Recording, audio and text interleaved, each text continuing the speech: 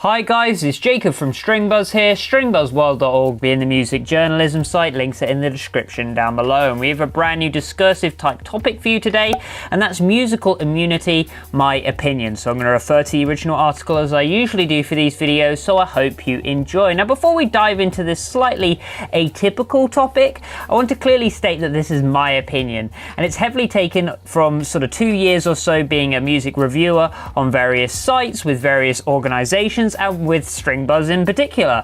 I would love, however, to hear what you think about the topic in the comment section down below, and comments are always appreciated when it comes to discursive type topics. I like discussions to happen in the comment section. I like to discuss things with you guys, so it's always nice to hear other people's perspectives. So what do I mean by musical immunity? Now, one of the most common phrases and or critiques that I have to deal with when being a reviewer comes from people who believe artists cannot make a bad song due to their merit, their stature, and their musical history behind them, their past.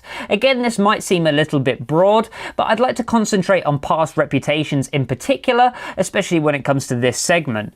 When it comes to musical icons, I've spent a lot of time reviewing music from the likes of Bon Jovi to Blondie, Roger Waters to Leonard Cohen, even to modern icons like Bon Iver and the XX, and I've always had very varied reactions from these particular fan bases whenever I've said something negative. When it comes to the most modern of music, we are actually given a lot of smack talk due to the state in which the charts are in, and to me this is a very narrow-minded opinion and a very narrow-minded approach to modern music. The charts are now almost entirely dependent on digital downloads and YouTube hits, and that suggests to me that no longer is it dependent on the best music, but rather the most entertaining, shocking, reputable, and or functional. Commercial is another phrase a lot of people like to use now. It doesn't take long to start delving into modern music to find a really great artist. This month alone, my average rating has been higher than ever, with a steady 7 out of 10 being produced out of just about every article. And to me, that is telling me that we're in a time right now where music is actually above average or above the status quo. And yes, this is my opinion. Again, all of this is my opinion.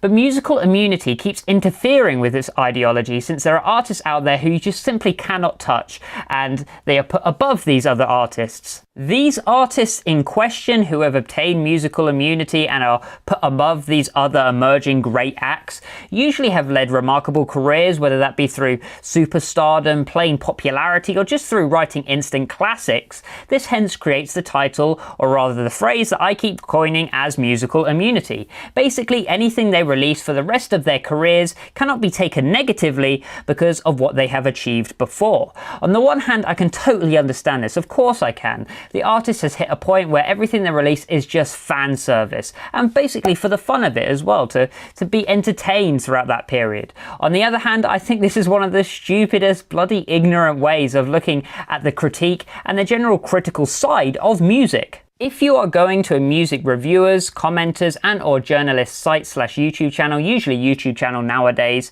you are actively seeking out an opinion. And like with anything out there, an opinion can be good, bad, or mixed, especially when it comes to something as disruptive and divisive as music. Just because an artist has a reputation for being a great artist, releasing great albums, releasing great songs, for being a good person, doesn't mean that they can't slip up every now and then. And hence, we still have the right to talk about it when it happens.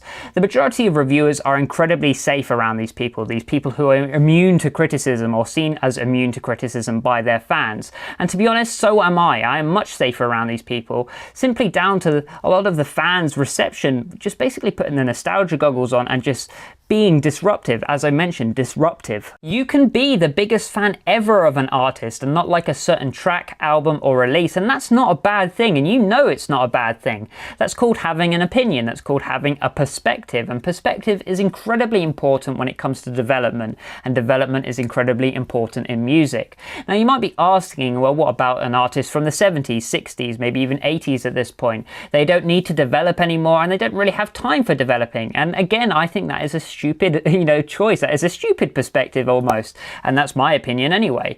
Music in particular is an art form that can always develop. You wouldn't say to an actor or an actress that they stop getting better once they reach 50 years old, so why does it have to apply to music? Admittedly, in a roundabout way, what I'm trying to really say here, and my point from this entire video is that musical immunity is a ridiculous concept. Just because an artist is put on a pedestal in which you think your opinion won't change things, won't be looked upon or agreed with, doesn't mean that your opinion is any less valid. But as a little sort of leaving message from me to you, a little statement, especially if you're a music reviewer who is getting thrown a ton of insults at the moment because you don't like a significant artist out there, because I've been on the wrong end of that many times at this point. Those who care about your opinion the most try to start the biggest arguments with you first. And that couldn't be more true when it comes to dealing with a negative review of a reputable artist who has gained musical immunity.